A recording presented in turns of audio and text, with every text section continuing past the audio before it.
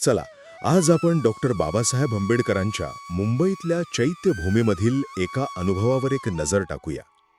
तर हे वर्णन आहे एका व्यक्तीचं, ज्यांनी नुकतीच चैत्यभूमीला भेट दिली आणि आपल्या भावना शब्दात मांडल्या आहेत.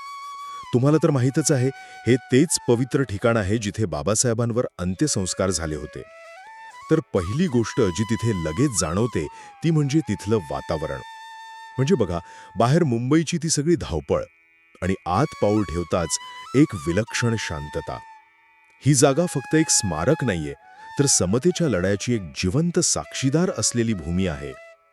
दुसरं म्हणजे बाबासाहेबांचा आजही जिवंत असलेला वारसा. तुम्ही बघाल, तिथे हजारो लोक येतात. कुणाच्या हातात निळे झेंडे, कुणी फुलं वाहताना दिसतं. यावरून एक गोष्ट अगदी स्पष्ट होते की शिका, संघटित व्हा आणि संघर्ष करा, हा त्यांचा संदेश आजही तितकाच प्रभावी आहे. आणि तिसरी आणि सगळ्यात महत्त्वाची गोष्ट म्हणजे लोकांच्या मनात असलेली कृतज्ञता. अनेकांना असं वाटतं की अरे, बाबासाहेबांमुळेच आपल्याला बोलायचा हक्क मिळाला, माणूस म्हणून जगायची ताकद मिळाली. त्यांची विचारसरणी खरंच एका दीपस्तंभासारखी आहे, जी आजही आपल्याला मार्ग दाखवते.